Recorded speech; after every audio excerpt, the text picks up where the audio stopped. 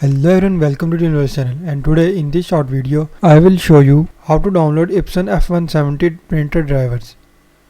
So before starting video, if you are new to this channel, then hit the subscribe button. So let's start a video. So first of all, go to Google Chrome and here search Epson f170 drivers. So later on I will also show you how to install drivers, so watch complete video.